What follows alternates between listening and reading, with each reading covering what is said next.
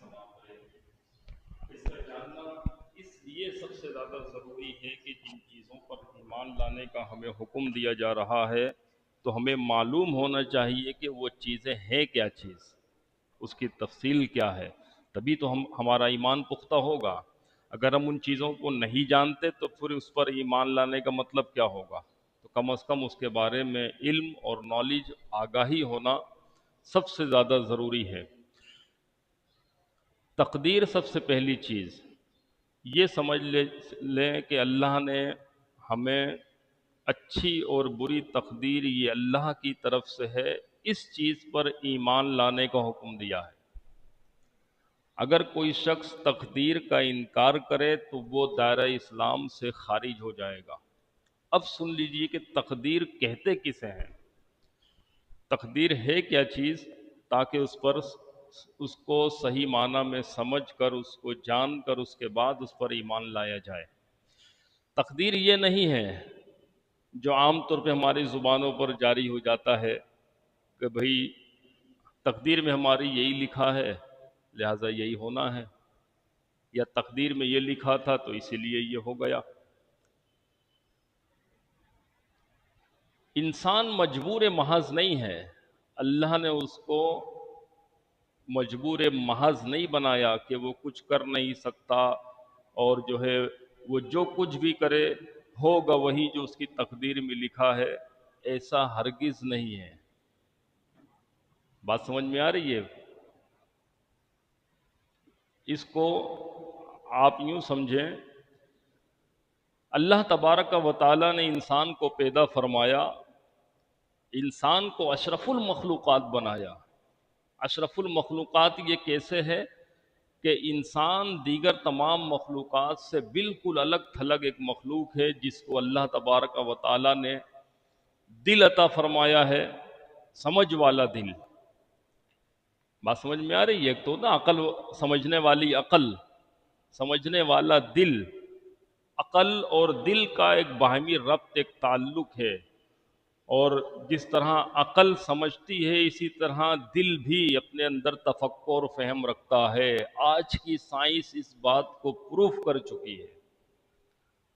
دل کا ٹرانسپلانٹ جب سے شروع ہوا تو اب یہ چیز ریزلٹ سامنے آیا ہمارے کہ بھئی ایک کا دل دوسرے شخص کے اندر لگایا جائے تو اس کی سوچ، اس کی تدبیریں، اس کا انداز تبدیل نظر آتا ہے۔ تو آج کی سائنس اس چیز کو پروف کر چکی ہے۔ اللہ نے انسان کو دل عطا فرمایا، سمجھنے والا عقل عطا فرمائی، ہاتھ پیر دیے کام کرنے کے لیے، اچھے اور برے کی تمیز کرنا سکھائی کہ اچھی کیا ہے، بری کیا ہے۔ اس کے اندر نفس رکھا اللہ تبارک و تعالیٰ نے۔ اسی وجہ سے انسان اشرف المخلوقات کہلاتا ہے، دیگر تمام مخلوقات سے وہ ممتاز ہو جاتا ہے۔ اب اس اشرف المخلوقات کو پیدا کرنے کے بعد یوں ہی نہیں چھوڑ دیا اس کو کہ ابھی جو چاہے کرتی پھرے، نہیں، اس کو شریعت کا پابند بنایا، اس کی رہنمائی ہدایت کے لیے انبیاء علیہ السلام بھیجے، اس کی ہدایت کے لیے صحیفے نازل فرمائے۔ قرآن کریم آج ہمارے سامنے ہمارا رہنما کھلی کتاب کی شکل میں موجود ہے، جو ہمیں واضح طور پہ ہمیں حکم دیتا ہے۔ وَهَدَيْنَاهُ النَّجْدَيْنِ، اللہ فرماتا ہے ہم نے تمہیں دونوں راستے دکھا دیے ہیں۔ فَمَنْ شَاءَ فَلْيُؤْمِنْ وَمَنْ شَاءَ فَلْيَكْفُرْ، دونوں راستہ دے دیا، عمل کرنے کا اختیار بھی دے دیا، اچھائی برائی کے بارے میں بتا دیا کہ صحیح کیا ہے، غلط کیا ہے، رائٹ رونگ، حق باطل، سچ جھوٹ، ساری چیزیں واضح فرمانے کے بعد پھر انسان کو اختیار دیا ہے کہ اب تجھے راستہ اپنانا ہے۔ اچھا راستہ اپنائے گا تو تیرے لیے جنت ہے، برا راستہ اپنائے گا تو تیرے لیے جہنم کا راستہ ہے۔ تو یہ سارے اختیارات دینے کے بعد ہم یہ کہیں کہ انسان مجبور محض ہے، ایسا نہیں ہے۔ تو پھر تقدیر ہے کیا چیز؟ کوئی کہہ سکتا ہے نا بھائی کہ بھائی اللہ کے جو ہے تقدیر میں لکھ دیا اللہ تبارک و تعالیٰ نے کہ میں قتل کروں گا، تو بس اس لکھ دینے کی وجہ سے مجھ سے قتل ہو گیا، تو اب میری اس میں غلطی کیا ہے؟ جج اس کو جو ہے سزا کیوں دیتا ہے؟ کوئی شخص کہہ سکتا ہے تو کہ بھئی فلاں شخص اس لیے نیک ہے کہ اس کی تقدیر میں یہ لکھا ہوا ہے لہٰذا وہ 5 وقت نماز بھی پڑھتا ہے، اچھے کام بھی کرتا ہے، بڑا متقی پرہیزگار ہے، تو اس میں بتائیے اس کا کمال کیا ہے؟ تو اس کے لیے جنت کیوں رکھی گئی ہے؟ یہ آئے گا نا ذہن میں۔ اگر تقدیر پر سب کچھ چھوڑ دیا جائے تو انسان مجبور محض کہلائے گا، انسان کو اللہ نے مجبور محض نہیں بنایا ہے۔ اب سن لیجئے تقدیر ہے کیا چیز۔ تقدیر اللہ نے جو لکھ دیا صرف وہ نہیں ہے، بلکہ اللہ تبارک و تعالی نے جب انسان کو پیدا فرمایا، اللہ نے اپنی قدرت علم سے، اپنے علم کی طاقت سے یہ جان لیا تھا کہ اس کو میں اختیارات دوں گا، قوت دوں گا، طاقت دوں گا، سوچ سمجھ بوجھ سب دوں گا، لیکن یہ کرے گا کیا جا کے؟ اپنے علم سے اس کو جان لیا کہ یہ کیا کرے گا، اس علم کو اس نے لوح محفوظ پر لکھ دیا ہے۔ بات سمجھ میں آ رہی ہے؟ یہ ہے تقدیر۔ تو اب انسان یہاں مجبور محض نہیں کہلائے گا بلکہ با اختیار کہلائے گا۔ اب اس چیز کو اللہ تبارک و تعالی نے اپنے قدرت علم سے جان کر کے یہ بندہ کیا کیا کرے گا، تو اب اس کو لکھ دیا، تو اب اس کے لکھ دینے کی وجہ سے ایسا نہیں کہ لکھ دیا گیا ہے تو وہ کر رہا ہے، بلکہ نہیں، ایسا کرنا تھا تو لکھ دیا گیا ہے۔ بات کلیئر ہو رہی ہے؟ یہ تقدیر کا مسئلہ اگر اس کی جس انداز سے میں نے آپ کو سمجھانے کی کوشش کی ہے، مزید اس میں گھسیں گے نا تو گتھی آپ کی سلجھنے کے بجائے مزید الجھے گی۔ اسی لیے حضور آقا علیہ الصلوۃ والسلام نے تقدیر کی بحث کرنے سے، اس میں بحث و مباحثہ کرنے سے سخت منع فرمایا ہے۔ تو یہ چیز قرآن و حدیث سے لب لباب اور خلاصہ میں نے بتا دیا ہے۔ اب اگر اچھا اور برا جو ہو جاتا ہے ہمارے ساتھ، ہم رب کو راضی کرنے کے لیے تو یہ الفاظ کہہ سکتے ہیں کہ اے رب جیسا تو نے چاہا ویسا ہی ہوا، لیکن ہم رب کو بلیم نہیں دے سکتے۔ قرآن ہمیں حکم دیتا ہے کہ اچھا ہو تو اسے رب کی طرف منسوب کرو، اور تم سے برا ہو جائے تو پھر اس کو اپنی طرف منسوب کرو۔ اصلاح تو اسی صورت میں ہوگی نا۔ اگر ہم سب کچھ اللہ کی طرف ہی منسوب کرنا شروع کر دیں تو انسان کا پھر کمال کیا رہ گیا؟ انسان کا اشرف المخلوقات ہونا کیسے ثابت ہوگا؟ تو اس تقدیر پر جو اچھی اور بری لکھ دی گئی ہے اللہ تبارک و تعالیٰ کی طرف سے، اس نے جو علم سے اپنے جان لیا تھا، اس پر ایمان لانا ہر مسلمان مرد و عورت پر لازم ہے، تب ہمارا ایمان مکمل ہوتا ہے۔ صحیح ہے؟ تیسری چیز اس میں سب سے آخری چیز بتائی، والبعث بعد الموت، مرنے کے بعد دوبارہ اٹھایا جانا۔ جب سور پھونکا جائے گا، روح زمین پر موجود تمام مخلوقات فنا ہو جائے گی، ختم ہو جائے گی، کوئی بھی باقی نہیں رہے گا، یہاں تک کہ ملک الموت کو بھی حکم ہوگا، وہ بھی چلے جائیں گے۔ اور اس کے بعد دوبارہ حکم ہوگا، ملک الموت کو اللہ تبارک و تعالی زندہ فرمائے گا، پھر وہ سور پھونکیں گے، اور جب سور پھونکا جائے گا نفخہ ثانیہ، تو پھر لوگ اپنی اپنی قبروں سے اٹھنا شروع ہو جائیں گے، اور انسان کا جو جوہر اصلی ہے جو کبھی نہیں مرتا، کہیں نہ کہیں اس کا ذرہ موجود رہتا ہے، اس جوہر اصلی پر گوشت پوشت چڑھنا شروع ہو جائے گا، اور جیسا انسان دنیا میں اپنے جسم روح کے ساتھ تھا، اسی طرح جسم اور روح کے ساتھ دوبارہ اپنی قبر سے اٹھے گا۔ ایک ایک قبر سے 70 مردے اٹھیں گے۔ حضرت ابراہیم علیہ السلام اللہ کے برگزیدہ پیغمبر، ایک دن ان کے ذہن میں سوال آیا تو اللہ سے آپ نے عرض کی کہ یا اللہ تو مردوں کو کیسے دوبارہ زندہ کرے گا؟ کیف یحیی اللہ بعد موتہا؟ تو اللہ تبارک و تعالیٰ نے ارشاد فرمایا، اے ابراہیم کیا تمہارا اس پر ایمان نہیں ہے؟ فرمایا کہ رب میں دیکھنا چاہتا ہوں کہ یہ کیسے ہوگا، تاکہ میرا ایمان تو ہے لیکن میرا ایمان مزید پختہ ہو جائے۔ تو اللہ تبارک و تعالیٰ نے ابراہیم علیہ السلام کو حکم دیا کہ 4 پرندے لے لو اور اس کو سدھا لو، اپنے پاس پال لو، اس طرح پالو کہ جب تم اس کو بلاؤ تمہارے پاس اڑتے ہوئے چلے آئیں۔ جب وہ اس طرح کے پل جائیں، تیار ہو جائیں، تو پھر ان کو چاروں کو ذبح کرو، ان کی بوٹیاں بنا کر، قیمہ بنا کر آپس میں مکس کر دو، اور 4 الگ الگ پہاڑ پہ لے جا کے رکھ دو۔ حضرت ابراہیم علیہ السلام نے محنت کی، اس پر پرندے پالے، اور جب وہ اچھی طرح سیکھ گئے تو ان کی بوٹیاں بنا کے، قیمہ بنا کے ان کو مکس کیا، اور چاروں 4 जगहों पहाड़ों पर अलग अलग रख दिया। अल्लाह फरमाता है कि अब तुम इनको अपने पास बुलाओ। अब देखिए कि हर पार्ट में परिंदे का जुज मौजूद है, एक ही परिंदे का कीमा बना के मिक्स किया गया है ना उसका गोश्त। तो अल्लाह ने फरमाया कि इब्राहिम तुम इनको बुलाओ।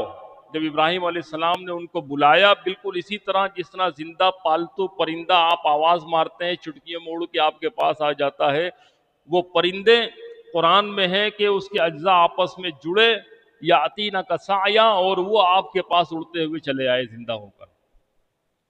तो इब्राहिम अलैहिस्सलाम का ईमान इस बात पर और पुख्ता हो गया, जो ज़ात किसी भी चीज़ को ला शै से यानी अदम से, नथिंग से एनीथिंग में तब्दील कर सकती है, तो एक दफ़ा वजूद में आ जाने के बाद क्या उसको दोबारा वजूद नहीं बख्श सकती? ये अल्लाह की ज़ात से बैद नहीं है, वो हर चीज़ पर कादिर है। इसी तरह हज़रत उज़ैर अलैहिस्सलाम, हज़रत उज़ैर अलैहिस्सलाम अल्लाह के बरगुज़ीदा नबी हैं। सूरह बकरा में इनका जिक्र हमें मिलता है कि एक उजाड़ बस्ती से गुजरे, वो बस्ती उजड़ चुकी थी, वहाँ के मकीन जो है कोई भी जिंदा बाकी नहीं बचा था, घर उलट पुलट हुए थे, और कब्रें बोसीदा कब्रें नज़र आ रही थी, हड्डियाँ कब्रों से बाहर थीं।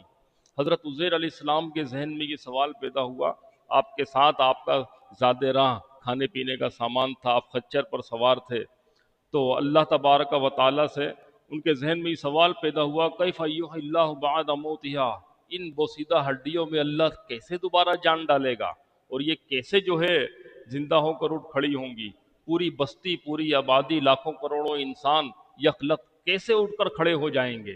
तो अल्लाह तबारक व तआला ने उन्हें हुक्म दिया कि उज़ैर इसी ज़मीन पर क़याम करो, इसी बस्ती में ठहर जाओ। हज़रत उज़ैर अलैहिस्सलाम वहाँ ठहरे, खाया पिया, जो कुछ बचा खाने का सामान उसकी पोटली बांधी, साइड में रखा, और कैलूला करने के लिए, आराम करने के लिए लेट गए, और अपना खच्चर एक जगह बांध दिया, सो गए। जब सोकर उठे तो अल्लाह की तरफ से निदा आई, कम लबिस्ता, तुम कितनी देर सोए? तो उज़ैर अलैहिस्सलाम कहने लगे, लबिस तो यौमन औ बाद यौम, मैं एक दिन या दिन का कुछ हिस्सा सोया हूँ, जिस तरह आमतौर पर आदत के मुताबिक आदमी सोता है, 6 घंटे, 7 घंटे, 5 घंटे, 4 घंटे। लबिस तो यौमन औ बाद यौम। तो अल्लाह तबारक व तआला ने फरमाया, बल लबिस्त मियत आम, नहीं, तुम 100 साल से मुसलसल सो रहे हो। उन्जुर इला हिमारिक, अपने गधे की तरफ देखो, वो गल सड़ के ख़त्म हो चुका है, उसकी हड्डियां भी मिट्टी में मिल गई, बोसीदा हो गई। और अपने खाने की तरफ देखो, खाना तुम्हारा वैसे का वैसा ताज़ा, उसमें कोई बासपन नहीं आया, कोई स्मेल, कोई बदबू नहीं आई। और 100 साल तक मुसलसल सोने के बावजूद जब तुम उठे हो तो सही सलामत हो, तुम्हें इसका इतराक भी नहीं हो सका कि तुम 100 साल से मुसलसल सो रहे हो। अल्लाह तबारक व तआला ने हज़रत उज़ैर अलैहिस्सलाम पर वो सारा कानून इम्प्लीमेंट फरमाया, और उज़ैर अलैहिस्सलाम ने देखा कि ये तो मेरे साथ ऐसा मामला है, अल्लाह की ज़ात से कोई चीज़ नामुमकिन नहीं है, वो हर मुमकिन चीज़ पर कुदरत रखने वाला है। इन्नल्लाह अला कुल्लि शैइन क़दीर। तो ऐसी मिसालें कुरान व हदीस में मौजूद हैं, और हम अपनी आंखों से देखते हुए, आजकल एआई का दौर है, आर्टिफिशियल इंटेलिजेंस, मस्नूई ज़हानत का। अब हमारे सामने ऐसी वीडियोज़ आती हैं कि हम देखते हैं कि जो है एक मुर्दा चीज़ किस तरह वीडियोज़ में अपनी ज़िंदा हो के बिल्कुल उसके आज़ा जुड़ रहे हैं और वो खड़ी हो जाती है। होलोग्राम का नाम सुना होगा आपने, शुआओं का एक मजमुआ होता है मशीनरी सिस्टम के ज़रिए से। अब जब ये एआई के साथ कनेक्ट होगा, शुआओं का मजमुआ क्या है कि आप किसी भी शख्स को, ख्वाह वो ज़िंदा हो या मुर्दा, उसकी वीडियो इस तरह बनाएं कि मैं यहाँ बैठा हूँ, मेरी वीडियो बन रही है, लेकिन मैं अपने घर में भी इसी तरह बैठा हुआ मौजूद हूँ, यहाँ मेरा वजूद असली है, मेरे घर में जो है मेरी शुआओं का वजूद एक मुजस्सम होकर जमा होकर वहाँ बैठा हुआ है। एक शख्स एक ही टाइम में 7-7 जगह मौजूद हो। इस पर प्रैक्टिस भी हो रही है, और ऐसा इस पर फिल्में भी बनी हैं, और जो है प्रैक्टिस में भी ये चीज़ें आ रही हैं। तो ये होलोग्राम की भी इब्तदाई मिसाल है, जब जो है ये एलुमिनियाती सिस्टम जो चल रहा है, ये पूरा तागूती निज़ाम मुतहर्रिक हो चुका है। اور دجال کی آمد بہت قریب ہے۔ دجال کے بارے میں نا کہ وہ زندوں کو مردوں کو زندہ کرے گا، وہ تمہارے آباء و اجداد کو زندہ کر کے تمہارے سامنے بٹھا دے گا کہ لو جو چاہو بات کرو اس سے۔ یہ سب ٹیکنالوجی کا عروج ہوگا اور پورا سسٹم اس دجال کے ہاتھ میں ہوگا۔